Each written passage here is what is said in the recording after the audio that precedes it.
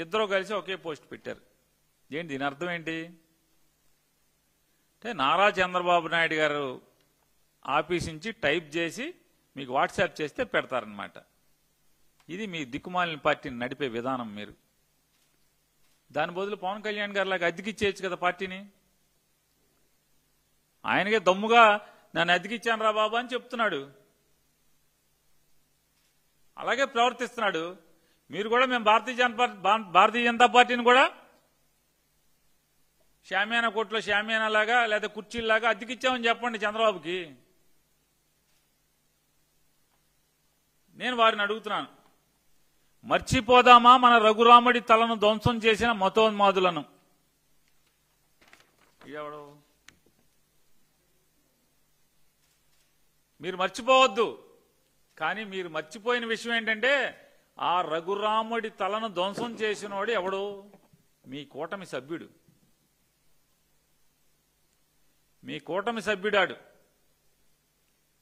ఇది మర్చిపోయారు. రఘురాముడి తలను మేము మర్చిపోమని చెప్పలేదు ఎవరు. అక్కడ రఘురాముడి విగ్రహం మళ్ళీ కొత్త విగ్రహం వచ్చేసింది. మరి ఈయన మర్చిపోయారు ఎందుకని? ఇది ట్వీట్ చేయరా? చంద్రబాబు రాయలేదా? ఇది చంద్రబాబు రాయలేదా మీకు? రామతీర్థంలో కొత్త విగ్రహాలు, అపచారం జరిగిన వెంటనే రామచంద్రుడి మూర్తులను కొత్తగా ప్రతిష్ఠ చేసినటువంటిది. ఇది మర్చిపోలేదా అంటున్నా? ఇది మర్చిపోయారా?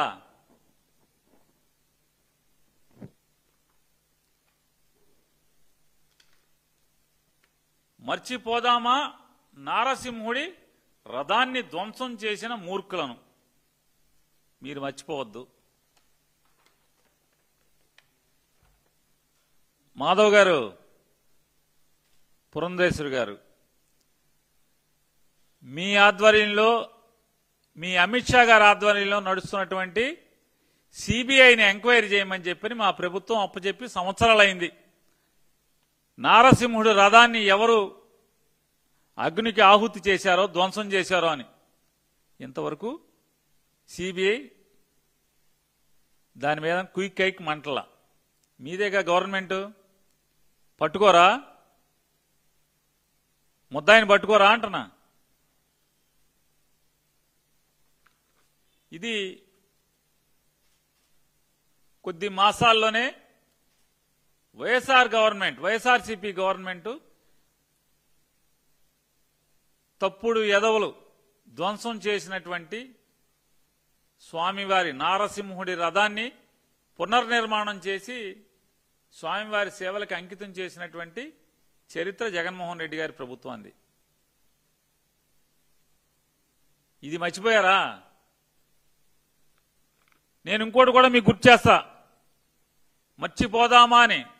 మర్చిపోదామా భారతీయ జనతా పార్టీ ఆంధ్రప్రదేశ్లో ప్రభుత్వం నడుపుతున్నప్పుడు, తాడేపల్లిగూడెంలో భారతీయ జనతా పార్టీ ఎమ్మెల్యే ఉన్నప్పుడు తాడేపల్లిగూడెంలో రథం పెంటపాడనే గ్రామంలో స్వామివారి ఆలయంలో ఉన్నటువంటి రథాన్ని దహనం చేస్తే, ధ్వంసం చేస్తే కేసు లేదు, ముద్దాయిని పట్టుకోలేదు, రథాన్ని ఇంతవరకు పునర్నిర్మాణం చేయలేదు. మర్చిపోదామా? భారతీయ జనతా పార్టీ తెలుగుదేశం కలిసి చేసినటువంటి పాపాలని మర్చిపోదామా? ఇది మర్చిపోయారా? తిరుమలలో 1000 కాళ్ల మండపాన్ని ధ్వంసం చేసిన మీ పార్ట్నర్, తిరుమల సాక్షాత్తు కలియుగ దైవం శ్రీ వెంకటేశ్వర స్వామి వారి 1000 కాళ్ల మండపాన్ని తిరుమలలో 7 కొండల మీద ధ్వంసం చేసినటువంటి సంఘటనని మర్చిపోదామా?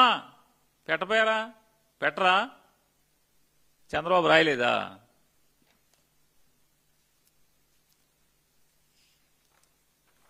తిరుచానూరులో వారాహి అమ్మవారి ఆలయాన్ని కూల్చిన కూటమి ప్రభుత్వం, భారతీయ జనతా పార్టీ తెలుగుదేశం ప్రభుత్వం. మర్చిపోదామా? మర్చిపోయారా? ఇది రాయరా ట్వీట్లో.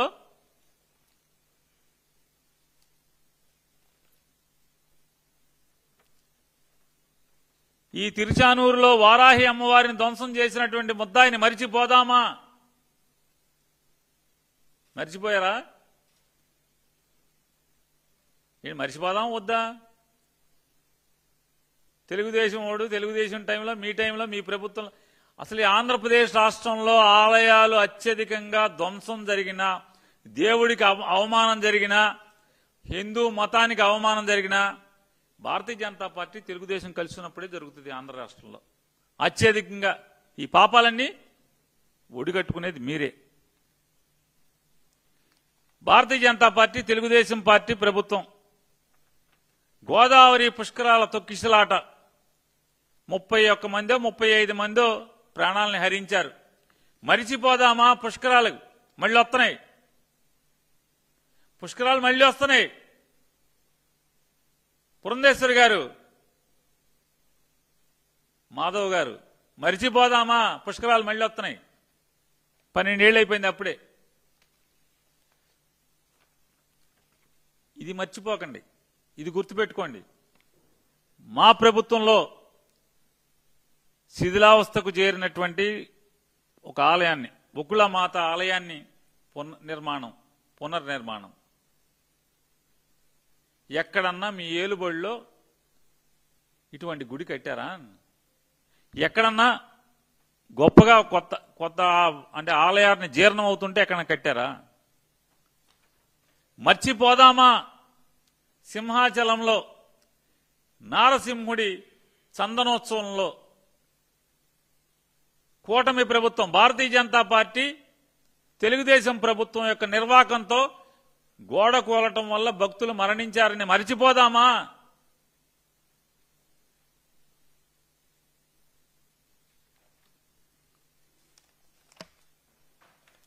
తిరుపతిలో వెంకన్న స్వామి దర్శనానికి వెళ్లి తొక్కిసలాటలో తెలుగుదేశం, భారతీయ జనతా పార్టీ ప్రభుత్వం చేసినటువంటి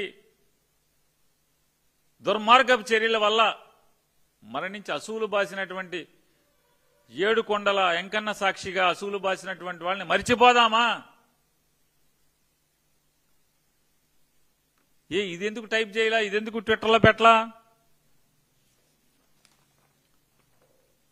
భారతీయ జనతా పార్టీ ప్రభుత్వం, తెలుగుదేశం ప్రభుత్వం రెండిట్లో మీరిద్దరూ కలిసి కూల్చివేసిన ప్రసిద్ధ కాశీనాయన క్షేత్రం మరిచిపోదామా? మర్చిపోదామా?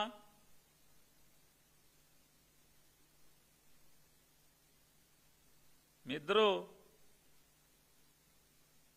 కమలం పార్టీ పువ్వు గుర్తోళ్ళు కదా, పువ్వు పార్టీ వాళ్ళు కదా, చెప్పండి, మరిచిపోదామా? ఇది మాత్రం మర్చిపోబాకండి. ఆగస్టు 7, 2023 ముఖ్యమంత్రి హోదాలో వైఎస్ జగన్మోహన్ రెడ్డి గారు కాశీనాయన క్షేత్రం అడవిని ఆనుకున్న భూమిలో ఉన్నారు, దాన్ని అలాగే వాళ్ళకి ఇవ్వండి ఆ భూమిని అని చెప్పి ముఖ్యమంత్రి గారు రాశారు.